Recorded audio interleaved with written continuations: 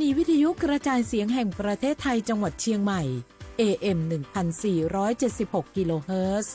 สถานีวิทยุภาคภาษาชาติพันธุ์แห่งเดียวในประเทศไทยที่มีความทันสมัยเชื่อถือได้สร้างอัตลักษณ์กลุ่มชาติพันธุ์สู่สากล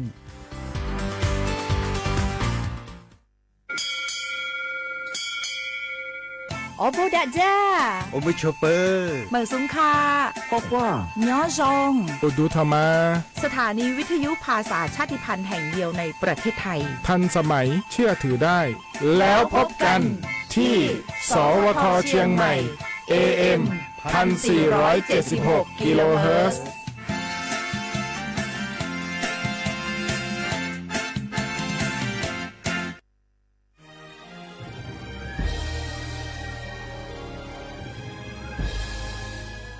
เกิดเป็นคนไทยเติบโตบนผืนแผ่นดินไทยจงภูมิใจในความเป็นไทยชาติไทยเรานั้นนับเป็นชาติที่มีความเป็นมาเก่าแก่ยาวนานเรามีภาษาวัฒนธรรมและมีสิ่งต่างๆที่เป็นเอกลักษณ์ให้เราได้ภาคภูมิใจในความเป็นคนไทยเราควรเห็นคุณค่าและมีความรักชาติหวงแหนแผ่นดินอันเป็นมรดกของบรรพชน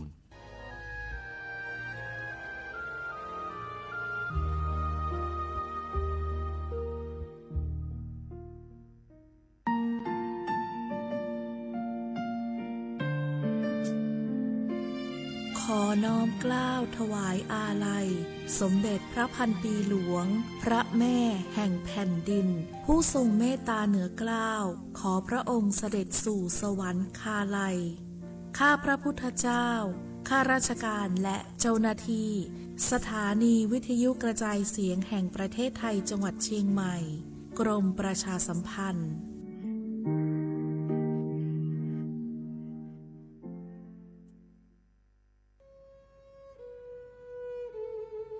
ภูนทเวศทั้งแผ่นดินมิเหือดสิ้นน้ำตานองอกสั่นพรั่นไทยผองกรองความเศร้าโศกาดูนอัศชนบนใบหน้าน้ำตาฟ้าหลั่งเพิ่มพูนร่ำให้ทวีคูณยามยินข่าวร้าวในสวงน้อมรำลึกในพระกรุณาธิคุณข้าพระพุทธเจ้าคณะผู้บริหารข้าราชการและเจ้าหน้าที่สถานีวิทยุกระจายเสียงแห่งประเทศไทยกรมประชาสัมพันธ์สารคดีแสงเพชรส่องล่าเจ้าฟ้าพัชรกิติยาภาตอนพื้นที่ป่าอนุรักษ์บ้านไลโวสมเด็จพระเจ้าลูกเธอเจ้าฟ้าพัชรกิติยาภานเรนทิราเทพยวดีกรมหลวงราชสารินีสิริพัฒน์มหาวชรราชธิดามีพระเมตตาและมีความห่วงใยต่อประสบนิกรในพื้นที่ห่างไกลท่ามกลางผืนป่าอันอุดมสมบูรณ์ของบ้านไลโวอำเภอสังขละบุรีจังหวัดกาญจนบุรี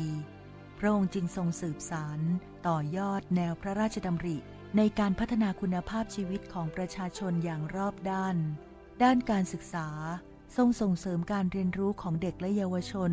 ผ่านศูนย์การเรียนและกิจกรรมพัฒนาศักยภาพเพื่อสร้างโอกาสทางการศึกษาและวางรากฐานที่มั่นคงให้แก่อนาคตของเยาวชนด้านสาธารณสุขทรงสนับสนุนการเข้าถึงบริการทางการแพทย์การดูแลสุขอนามัยและการพัฒนาระบบน้ำสะอาดเพื่อให้ประชาชนมีสุขภาพที่ดีและมีคุณภาพชีวิตที่เหมาะสมด้านอาชีพและเศรษฐกิจชุมชนพระองค์ทรงส่งเสริมการเกษตรที่สอดคล้องกับสภาพพื้นที่การปลูกพืชสร้างรายได้และการพัฒนาผลิตภัณฑ์ชุมชนเพื่อให้ครอบครัวมีรายได้ที่มั่นคงและสามารถพึ่งพาตนเองได้พร้อมกันนั้นยังทรงให้ความสำคัญกับการอนุรักษ์ทรัพยากรธรรมชาติและป่าต้นน้ำอันเป็นหัวใจสำคัญของวิถีชีวิตชุมชนเพื่อให้คนและป่าอยู่ร่วมกันอย่างสมดุลและยั่งยืนจากพระเมตตาและพระวิสัยทัศน์อันกว้างไกลบ้านไลโวจึงค่อยๆเติบโตเป็นชุมชนที่เข้มแข็งสร้างโอกาสเติมความหวังเป็นพลังให้คนในชุมชนมีคุณภาพชีวิตที่ดีขึ้น จึงเป็นอีกหนึ่งภาพสะท้อนพระกรณียกิจที่ประสบกนิกรชาวไทยจะได้ร่วมน้อมสำนึกในพระกรุณาธิคุณของพระองค์ ตราบนานเท่านาน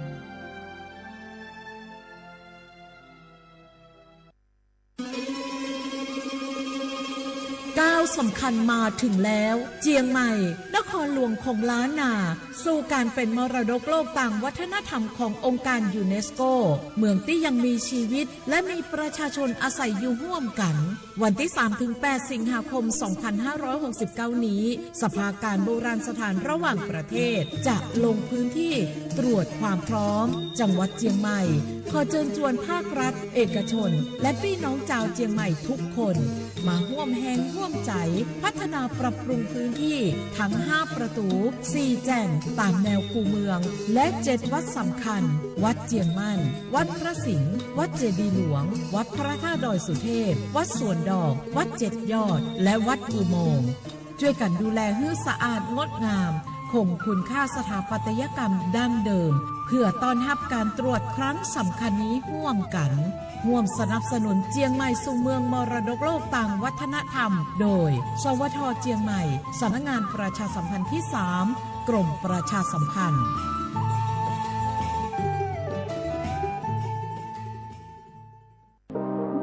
ร่วมเป็นเจ้าภาพงานระดับโลกจัดขึ้นในประเทศไทยการประชุมสภาผู้ว่าการกองทุนการเงินระหว่างประเทศและกลุ่มธนาคารโลก 12-18 ตุลาคมณศูนย์การประชุมแห่งชาติสิริกิติ์ด้วยแนวคิดโลกทัศน์ใหม่ของไทยเพิ่มศักยภาพคนสร้างภูมิคุ้มกันในโลกที่ท้าทายมาร่วมเป็นส่วนหนึ่งของการประชุมครั้งประวัติศาสตร์เพื่อปรับตัวสู่อนาคตร่วมกันอย่างมั่นคง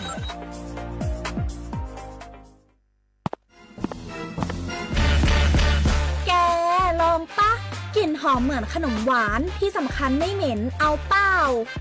หยุดเลยนะแกรู้ปะว่าในนั้นน่ะนิโคตินเพียบเลยนะนิโคตินในบุหรี่ไฟฟ้ามันทำลายสมองส่วนการเรียนรู้นะแกยิ่งสูบสมาธิยิ่งสั้นความจำก็แย่ลงแถมยังเสี่ยงเป็นโรคปอดอักเสบเฉียบพลันอีกจริงดิแต่ควันมันก็ไม่เหม็นแถมไม่มีกลิ่นติดตัวด้วยโอ๊ยถึงไม่มีกลิ่นติดตัวแต่สารเคมีโลหะหนักเพียบสูบแล้วเหนื่อยง่ายออกกำลังกายหรือซ้อมเต้นแป๊บเดียวก็หอบและเสียสุขภาพหมดอย่าให้บุหรี่ไฟฟ้ามาทำลายอนาคตและสุขภาพของคุณฉลาดเลือกฉลาดใช้ชีวิตไม่ตกเป็นเหยื่อบุหรี่ไฟฟ้าด้วยความปรารถนาดีจากสำนักงานประชาสัมพันธ์ที่ 3 กรมประชาสัมพันธ์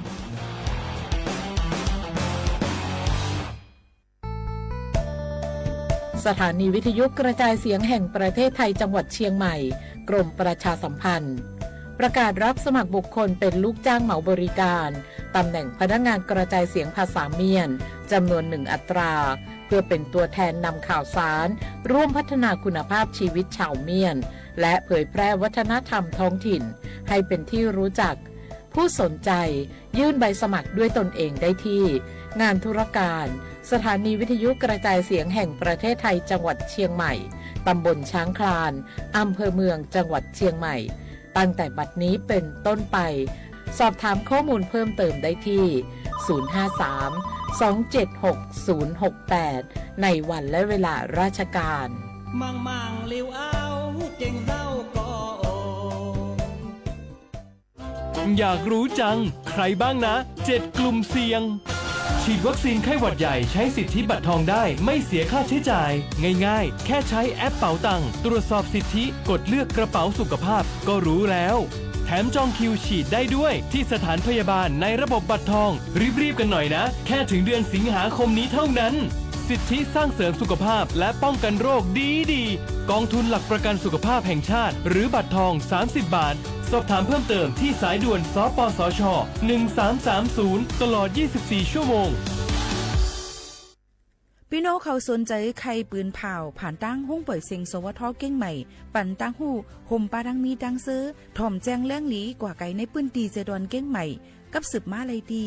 สวทเก้งใหม่หมายฝน053-276-068และ092-246-8579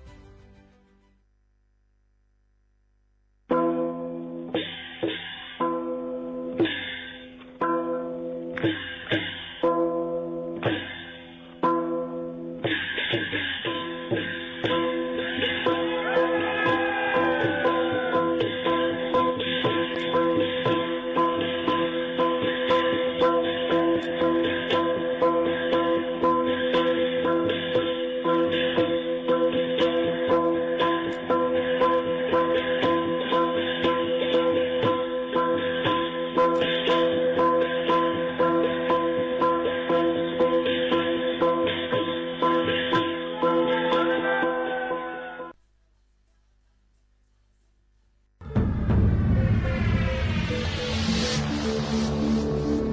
นกูก่อนไออยากลงมาเอาก้นเธอมีตังพัดหนึ่งเขาปุ้ยจังจานขึ้นบนโลกอย่าลืมคณะอย่าลืมขึ้นลูกคณะพี่นันได้ให้เขา 1 2 3 4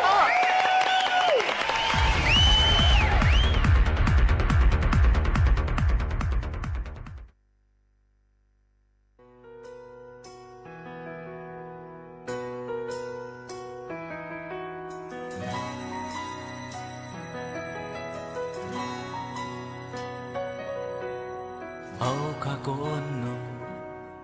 ลองมองผู้ก็โทสวินบางลงเอ่ยเลิกห้องมาปั่นปืนลีวันใหม่เส้นลันโกนปะทุพกไว้อยู่เป็นผลเคอและไตพร้อมไตอำหยาบโยเมาสาวลูกตายที่อ่างตายตะจอมนางนายดาที่มือซ้ำเป็นเฮือสองลำวนกว้างบนใด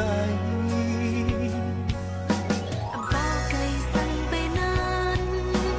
การเลยการไปวานลีส่วนตาก็เร็วหือมมอง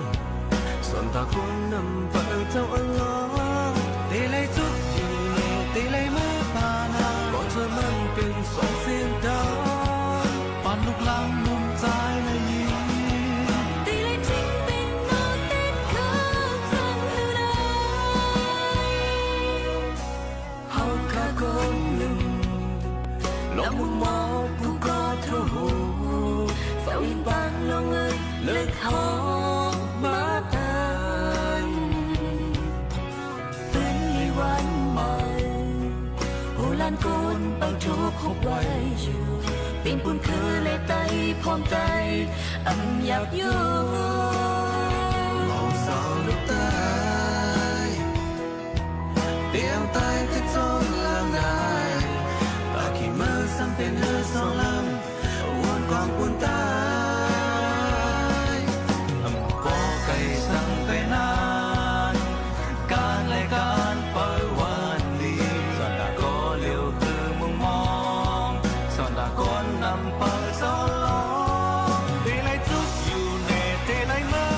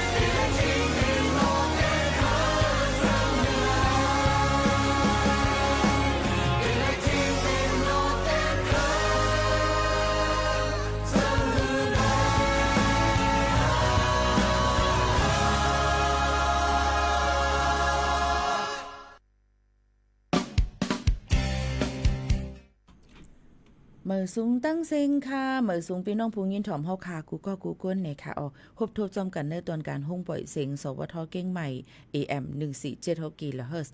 ทานหน้ากอกับสืบข่าวที่3สำนักงานประชาสัมพันธ์ที่3เจดอนเก้งใหม่อยู่จอมกาวโมขาวโนนสุภาวันเชื้อสารวินเป็นอ้อยกออ้อยเซปอแม่พี่น้องเขาตีดังห้องปล่อยเสียง AM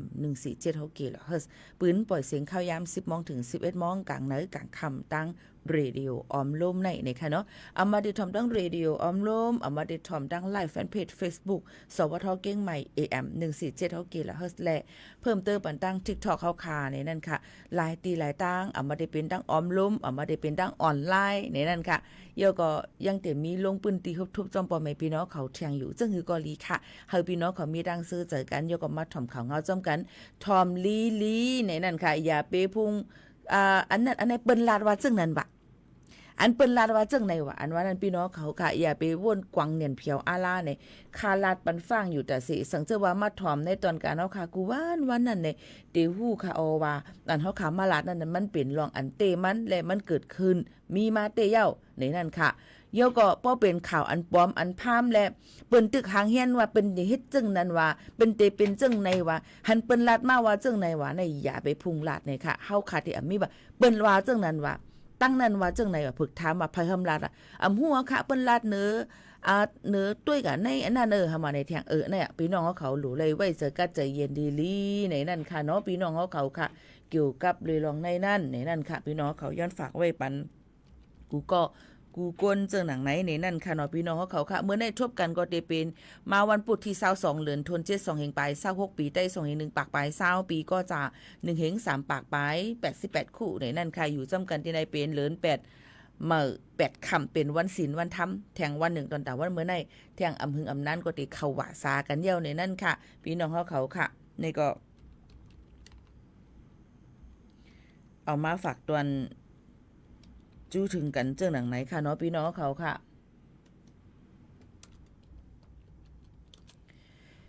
กำในเฮาขามาตัวเนี่ยนั่นค่ะโจกาเฮาขามาถอมในนั้นค่ะมีพี่น้องเขาถามมาเมื่อไกลว่าเปิ้นลาดมาจังนั้นค่ะเปิ้นลาดมาจังไหนค่ะในนั้นค่ะเนาะ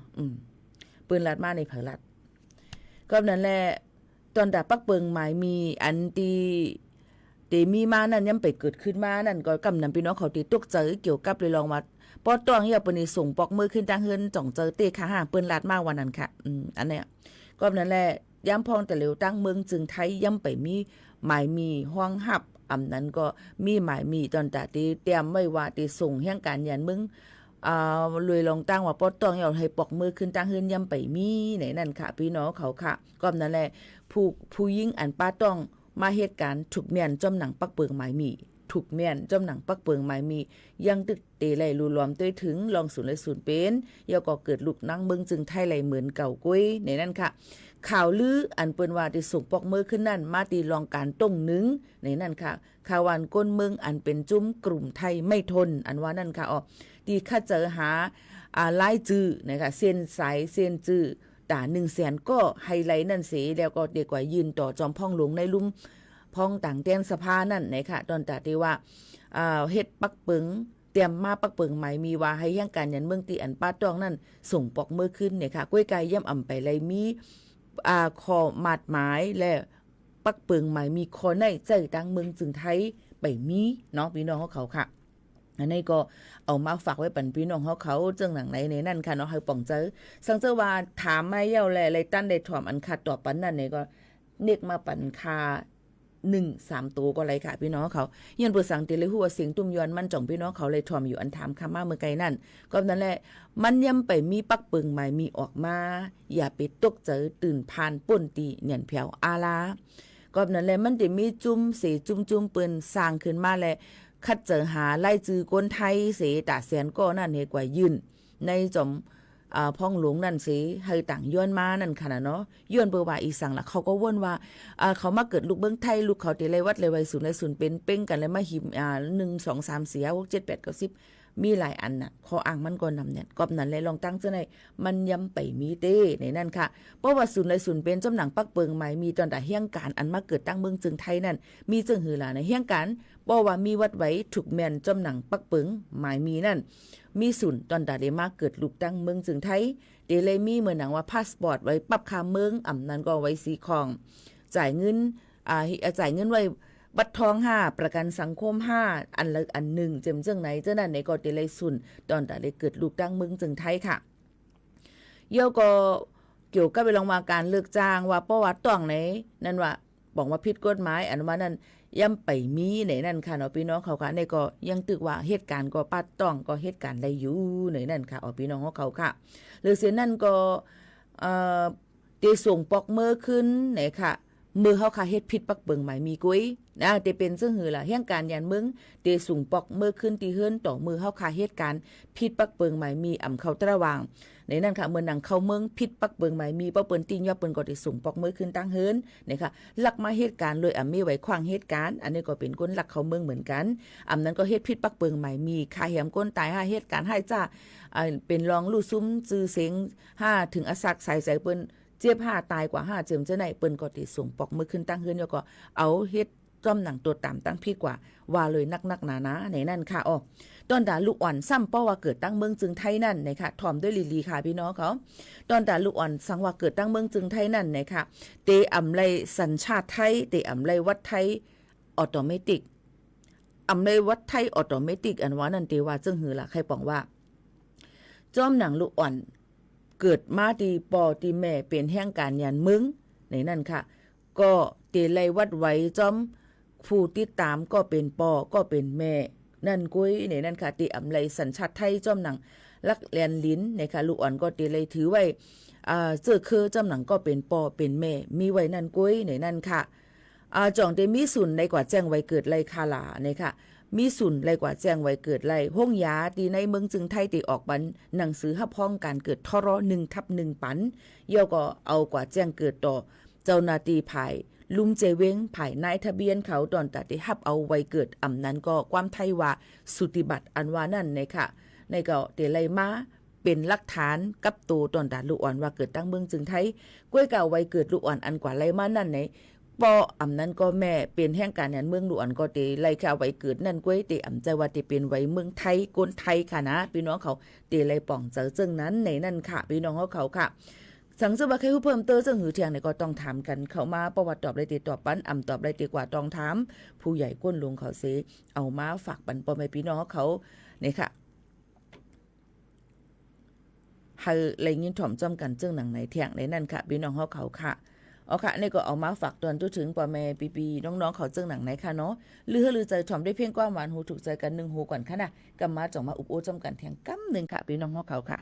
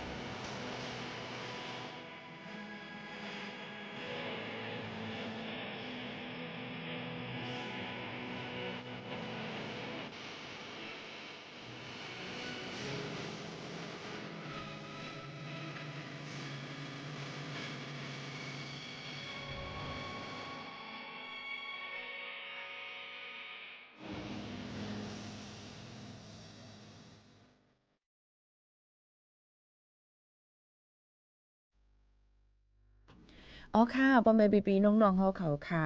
อยู่เป็นโอ้ยก้อยซื้อจอมกันตั้งห้องปล่อยเสียงเก้งใหม่ AM 147เท่ากี่แล้วเฮ็ดจอมกันที่ในปืนปล่อยเสียงหลายที่หลายตั้งเอามาตั้งเรดิโอออมลมอันพี่น้องเขาว่าวิทยุ กำนำป่อมเลยลัดล้อเล่กันกว่าหลายเขาความจังไหนกำก็ว่าอยู่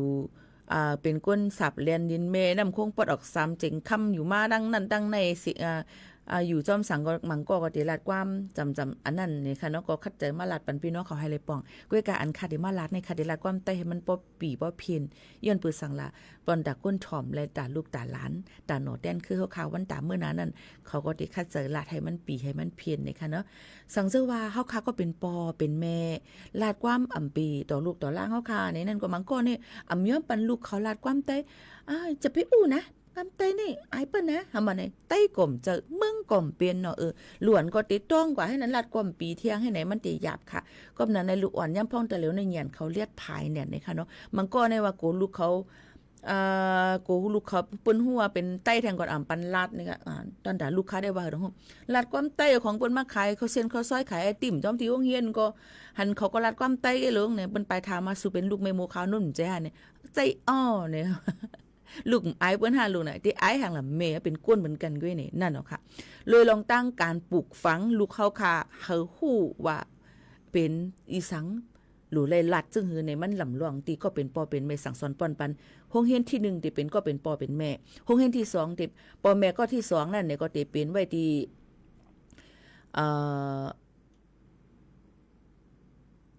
ไหนค่ะตีโรงเรียนเป็นครูสอนแล้วเขาสั่งสอนปอนปันในนั่นค่ะมันตับลงไม่เจอค่ะเขาตื้นเลียดเนี่ยลูกอ่อนในกับปันตะหลิวในนั่นค่ะเนาะปอแม่พี่ๆน้องๆเขาค่ะ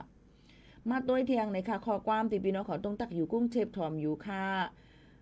ถอไม่ตั้งไม่ห้องสอนตุถูกเนี่ยฝั่งมาเลค่ะฝั่งมาเลในติเลยกับสืบกะตีภายลุ่มปลิกมาเลยอก็เพราะว่าเจ้าหน้าที่เพราะว่าก้นก่อนเขาตักมานั่นว่ามันอยู่ขิมแล้วจึงคือในก็มันเตงง่ายเงียมในค่ะน้องมันหนังเว้งค่ะ5จึงหนังไหนค่ะเนาะมันติหาอะไรง่ายอิดอ่อนนึงจื้อเขาจึงหนังไหนค่ะนะก็ปีโมเป็นจัดที่ตีเลยค่ะจัดที่ค่ะเกิดอยู่เกียงไฮ้จึงไทยค่ะน้องไว้อยู่เมืองฝางเซทอมอยู่ค่ะขายง่ายอยู่ไว้ห้องพักจ้างเผือกค่ะปีค่ะจึงหือค่ะไหนขายง่ายอยู่ไว้ห้องพักจ้างเผือกในย่าค่ะย่าเผือกย่าอีหังค่ะกับห้องพักในย่าอีหังเรียนฟงไหนขายง่ายหังย่าย้อค่ะย่าอีหังอยู่แม่สาวะทำค่ะกวางหนาพี่น้องเขาเตรียมเพราะเขาอ่านกับจ้อมพี่น้องเขาเตรียมค่ะก็ปกกวางเซ็งเลยค่ะก็เลยมาถ่อมด้วยเที่ยงนะคะเมื่อไกลลาดกว่าเนาะเกี่ยวกับเลยลองว่าพี่น้องเขาว่าเพราะต้องเดีให้ปอกนั่นจำจะได้ลาดกว่าในค่ะเนาะพี่น้องเขาค่ะก็ย้ำพองตะเหลวในนั่นค่ะอันลีโกเที่ยงอันนึงก็จะเป็นตั้งเป็น AIDS ตั้งเป็น AIDS ตั้งเป็นเจอแมง HIV อันว่านั่นเลยค่ะตั้งเป็นอันในนั่นเลยค่ะพี่น้องเขาค่ะมันติดที่จับกันเลยกลางโฮมหอม2โฮมกับมาจอมกันเอามาก้นยิงก้นใจเอามาก้นใจกำนำก็ติเป็นจึงไหนกับปันตะเหลวในฮู้ว่าติจึงเหี่ยวเนี่ยค่ะเนาะลองเจอไหนเสก็มีลองเฮกังก็ก้นก็ไหลก็1มีจื้อมันไว้เสกะโฮมรับนอนโฮมหอม2จอมแทงก็1นั่นเสเอาจื้อกะแพบันเจิ้งหนังไหนค่ะสังเจอนั้นเพราะว่าเป็นเจ้าไหนแลเปิ้นฟังไว้ว่าให้ฟังไว้เนี่ยค่ะสังว่าฮู้จักกันก็เย้าค่ะอย่าไปตั้มเจอว่ามันให้แล้วมันเป็นทั้งมันเป็นสาวสวยปีแจ๊ดได้จนมันเป็ดมามันถึงเป็นสาวอยู่เนี่ยก็อย่าไปว่าเจ้านั้นค่ะเนาะอย่าไปว่าเจ้านั้นเนี่ยค่ะห้ามฮู้เลยค่ะใส่ก้นว่าได้อยู่จ้ำเขา24ชั่วโมงค่ะรู้ว่าเขาได้เป็นฟิงยามจึงหือก็นั่นแหละย้อนน้อมค่ะเนาะเดี๋ยวอะไรปกติโฮมห้อม2กันได้เนี่ยโฮมกะมาจำกันเนี่ยก็ใส่ถุงยางอนามัยนี่ค่ะเนาะพี่น้องเขาค่ะมันติเฮ็ดกังเลยลองตวงเลยเลยหางเฮียนก็เฮ็ดกังเลยตั้งเป็นเจ้าหนังไหนค่ะมันติตื้อหลีนั่นค่ะเนาะใส่ถุงยางอนามัยนั่นเนี่ยก็เปิ้นขายจอมเสียงตั้งขายอันง่ายเงียบมันทั้งเสียงตั้งขายอันง่ายๆมัน24ชั่วโมงนั่นค่ะเนาะ7-Eleven 5เนี่ยค่ะเสียงหลายๆตี5นั้นก็ห้องการอันปืนทึนจักปันฟรีก้วยกาหลูด้วยก่อนวันหมดอายุมันมีจึงหือจึงหนังไหนค่ะก็นั้นเลยอย่าไปเจอง่ายนะในนั่นค่ะเนาะอย่าไปเจอง่ายนะได้ลองโฮมกามากันในค่ะเนาะเลยใส่ถุงยางอนามัยคอนโดมนั่นขนาดเนาะพี่น้องเขาก็เลยฮู้ว่าใส่ในหลักซื้อในหลักตึกๆนะใส่เฮาค่ะเป็นใส่หังแม่นใส่มันก็ซ้ำไปไล่แทงลูกกวนมันก็มีใส่มันหนังของไผของมันง่ายๆซึ่งไหนค่ะเนาะก็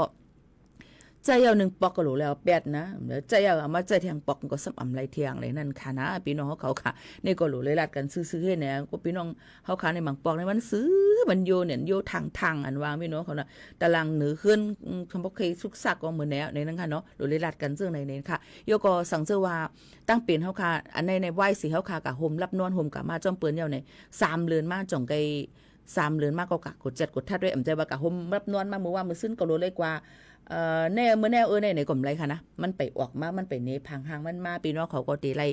แทง3เดือนกะกด7ด้วยเลือดว่าเนี่ยกะกด7ด้วยเลือดก็ตีลายๆว่าเฮากะกด7ด้วยเจอมงเจอแมง HIV เนี่ยมันจะว่ากด7ด้วยเลือดลายๆเนี่ยเปิ้นก็กด7เลือดแล้วก็ก็ตีลัดมาเป็นกลุ่มอีหังเป็นอีหังเนี่ยเอ5ปีให้เฮ็ดไหนกุ้ยนี่ค่ะรู้เลยหมอกลัดปันเปิ้นเฮาเจียงแรงๆจึงไหนกำเหลียวนี่นั่นค่ะเอาพี่น้องเขามันก็ตีง่ายดอนตาเฮาค่ะโยก็มันจะตียวดยากันตั้นไรยาให้มันหายเคียนได้ก็ย่ำไปมีในนั่นค่ะยาให้มันหายเคียนในมันมีก้วยกะมียาอันที่หำหนังหือเจอมงเจอเมียงมันนั่นแพร่ล่ามกว่าน้ำสังเสว่าในตัวก้นก่อนนั้นมันมีเจอมงเจอเมียง HIV ในไว้อยู่หมอก1-2 ปากตัวนี่แหละเพราะค่ะก็กินอียาต้านว่านั่นต้านไวรัสมันนั่นต้านยาเจอมงเจอเมียงว่านั่นปืนก็ดีเลยกว่า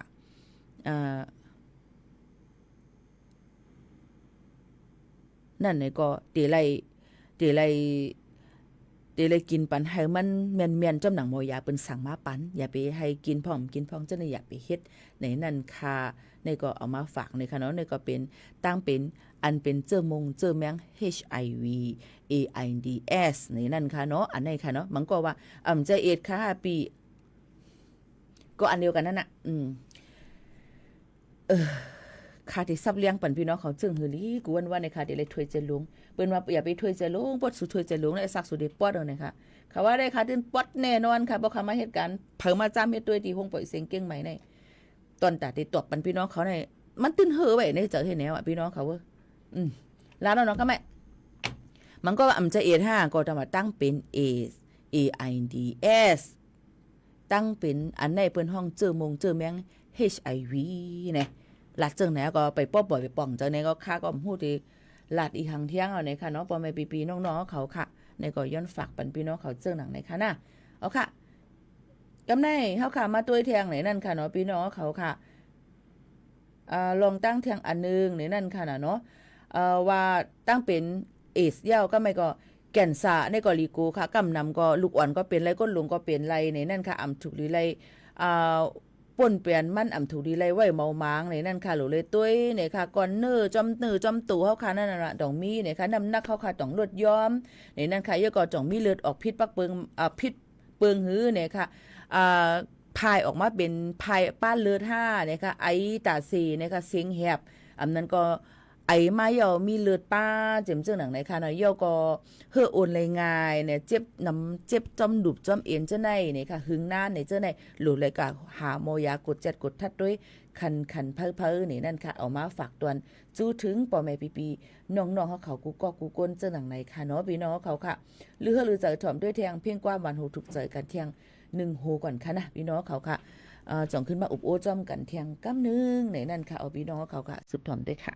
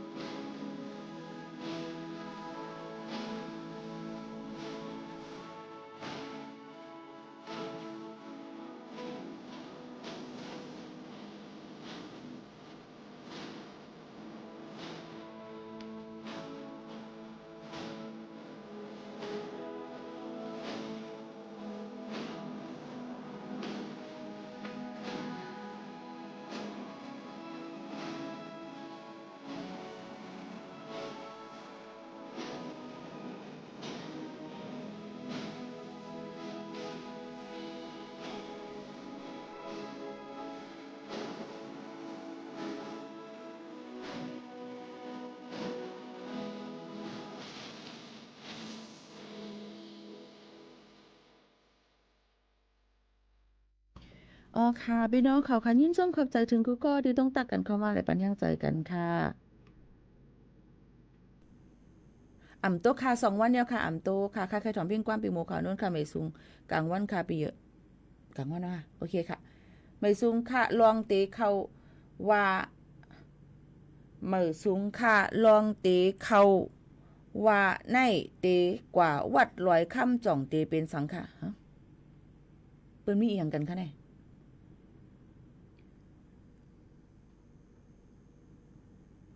เสียงหวานที่เขาในถอมในเรดิโอกุ้ยมือก็เล็กยินจมค่ะในเชียงใหม่ฝนตกนำหนาค่ะยินจมค่ะที่หมอกขาวถึงกันค่ะเตเข้าว่าเตกวัดลอยค่ำจ่องที่เป็นสังค่ะเป็นหังค่ะกว่าเลยกูตีค่ะชุดจักถอมนะเนาะข่าวอันไอ้ยังกลมหัวอันที่เปิ้นว่านั้นเปิ้นวันไหนวะให้เนี่ยพี่น้องเขาก็กว่าเลยง่ายๆลุมเจอในนั่นค่ะพี่น้องเขาค่ะก้อยกาสั่งเพ่งขาเฮายิ่งหมู่ขาโน้นได้ก็ตีแล้วที่เปิ้นขึ้นควันขำเกี่ยวกว่าค่ะย้อนเปิ้นสั่งหิมกันหลูหิมกันกว่าหิมกันไปหิมกันต้านเดียวก็โคหลูโคต้านอันเท่ากับหลูนั่นกวางไว้น้ำพังไว้ดิเตียนวะกวางไว้นั่นโคหลูโคต้านอายุมั่วๆกวางไว้กันนั่นขาหันเดียวในมันหมื่นเหือในกบนั้นแหละพี่น้องขำตาโหลตกใจว่าเฮียงเลยมาตีวัดเนี่ยมันตอนหันน่ะมันก็ติหันถึงนั่นกว่าอยู่ปอกวนกึ้นควันนำตีนันขามปอใกล้กว่าย้อนเปว่ามันเด็กกองกันไว้กันนั้นเขาพักบนก็กินทำตาเลี้ยวมันเจอตา2 ตามันจะเข้าเนื้อนั่นมันตันขึ้นยาวเขาวันแทงกำเว้ยเขาพักอันกับลูกก็ต้านั้นก็เมนโซเมนโลมค่ะพี่น้องเขาย้อนนั้นแหละคาก็เด็กกว่าหลูต้านตีวัดอันดิมปอมีก้นน้ำตีจำเฮือนเฮาขาดีกว่าเอามันกัดเย็นดีกว่าเอามันลดพีเขียนลดก้าก็อ่ำน้ำก้นก็อ่ำหิมกันหลูอ่ำหิมกันต้านจึงนั้นค่ะนี่ก้อยกาบ่ถามมากว่าที่นั่นต้องอะไรกันที่นั่นกว่าเลยกูตีค่ะนั่นนะคะเป็นจึงนั้นค่ะเนาะก้อยกากว่าอะไรไปเลยก็ให้เอาวัดเอาไว้กับจอมแล้วก็กว่าให้ลองตั้งลีนะคะอย่าไปเฮ็ดลองอันนี้เนื้อเปิ้นจึงหนังในก็มาฝากไว้ปันพี่น้องเขาจึงหนังในค่ะพี่น้องเขาค่ะมาด้วยทางค่ะเพียงความย้อนเนาะค่ะนะเข้ายามมันจำหมดอะค่ะปีค่ะป้อไว้เกิดลูกเข้าหายเตเฮ็ดถือค่ะไว้เกิดลูกหาย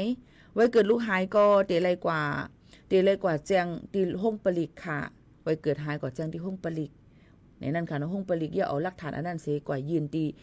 ลุมเจเวงอันที่เปิ้นออกปันวัดไว้ลูกเข้าขานนั่นจึงนั้นย่อก็เอาหลักฐานก็เป็นปอเป็นแม่และหลักฐานอันมันมีเอกสารหลักฐานอันมีอยู่นั่นกว่ายืนปันเจ้าหน้าที่เปิ้นในนั่นค่ะจอมหนังคักตอนอันที่พี่น้องเขาถามมาในย่อก็ติเลยกว่าจึงนั้นก้อยกาเปิ้นหลูอีสังจึงหือเป็นจึงหือนี่ก็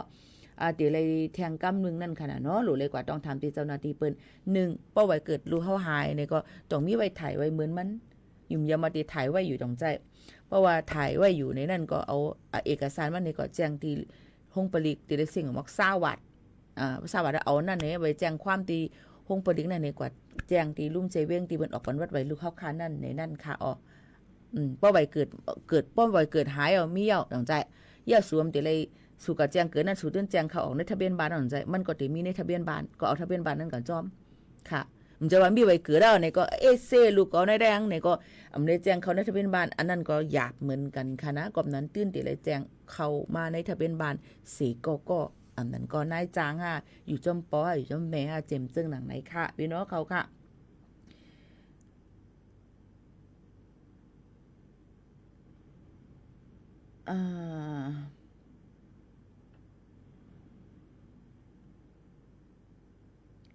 มีขอถามอีกอย่างแทงค่ะเนี่ยลำปุนจ่องปืนเตเฮ็ดปันวัดหลวนห้องเฮียนค่ะอันในเดลาดว่าวัดลูกอ่อนห้องเฮียนในนะเจอว่ามีลูกห่ำได้คืนเฮียนเนี่ยก็กึ่งกะเอาลูกก็เย็ดใส่ปั๊บเนี่ยก็ลูกก็ที่ไรเนี่ยก็ใจค่ะอันเปิ้นเฮ็ดปันสำรวจปันกดจัดกดทัดปันและเก็บปืนปันลูกอ่อนนั่นตอนตาลูกอ่อนอันจะเจอขึ้นไว้ที่ห้องเฮียนเสอันตั้งอาจุยาจังจ่องลงปองจึงเปิ้นเฮ็ดหยุดนั่นก็ขึ้นเฮียนเสปอติสอบติหังมาเขามีหมายกับตัวเปิ้นก็ได้ออกปันหมายเลขจี้เขาหนังคือติสอบลีกจ้อมหนังคือตันจ้อมหนังเปิ้นนั่นเฮ็ดจังหนังไหนเขาย่อก็ห้องเฮียนนั่นเปิ้นซ้ำจ่องที่มีผู้ใหญ่ก้นลงเปิ้นเอายืนย้อนปันลูกหลานเฮาคาหือในอยู่ที่ห้องเฮียนนั่นแทงกับนึงถามว่าตีในจ่องเปิ้นเฮ็ดค่ะมันก็ถามค่ะมาอะโลเว้ยลูกค้าอยู่กรุงเทพติเอาลูกค้าก็เฮ็ดวัดที่เกี้ยงใหม่ดองไล่ก็ลูกซื้ออยู่กรุงเทพ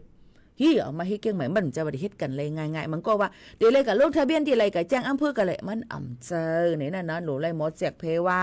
วัดไว้เลขจีไว้จีในห้องเฮียนก็ล้วนตื้อหนูเลยอยู่ห้องเฮียนนั่นไว้เปิ้นออกปานพอออกปานยาวปียาวเข้าหึงเปิ้นกดแจกดทัดด้วยว่าลูกอ่อนได้มีอันนั้นอันไหน1 2 3 4ในเปิ้นก็จ่องไกออกปานไว้ลูกอ่อนเป็นไว้05ไว้10ปี5ไว้อีหังไหนมันติมีจอมหนังคักตอดมันแทงอ่ำใจว่าก้นกูก็ตีไล่ยก็มีวัดไว้มันก็ว่ามีวัดเมืองมาในเปลี่ยนภาษาปันยาวตีไล่ก็ไปเจอเนี่ยค่ะก็เลยมีวัดอูวัดเมงแทงเจอไหนค่ะเนาะเกี่ยวกับไปลองวัดไว้โหจีอันว่าในค่ะนะพี่น้องเขาน่ะอันไหนเจอไหนค่ะเนาะลาดกว่าเอาไหนค่ะก็ฝากตอนจนถึงพี่น้องเขาเจอหนังไหนจอมไหนนั่นค่ะเอาพี่น้องเขาค่ะมีอีหางเทียงค่ะทองเขาถามมาเกี่ยวกับไปลองลูกหลานไผก็หลูเลยสั่งสอนปนปันดีลีเนี่ยค่ะเนาะให้คาก็เลียวให้สั่งสอนปนปันลูกอ่อนในเขาจะมาถ่อมคาดังหมดค่ะนะข่มถ่อมค่ะหมู่เขาโน่นเนี่ยเขาย่ำไปมู่จักทั้งลูกก่อนก็นั่นแหละลูกเพอหลานมันนี่ก็สั่งสอนหั่งเผอหั่งมันเนาะต้องใจเขาก็สั่งสอนหั่งเผอหั่งมันอันเขาขาป่องเป็นไรก็จอยฟังจอยลัดปันนี่ค่ะเขาได้เอาก้ามเขาไว้ว่ากันเทียงก้ามหนึ่งก็กะว่าอยู่ที่ก็เป็นปอเป็นแม่รู้ลำได้ถึงลูกหลานเขาคาลีในนั่นค่ะหนังหือป้อดีเฮ็ดให้เปิ้นหนังหือป้อเต็มพิษนั่นนี่ค่ะเนาะพี่น้องเขาค่ะผ่ายันมือเอาค่ะน่ะเขาย้ำจำมดจำเสียงตีฝากไว้ปันเพียงกว่ามันหูถูกใจสิจงขึ้นทบกันเทียงค่ะยิ่งจงขอบใจอย่านำค่ะหมายสุงค่ะ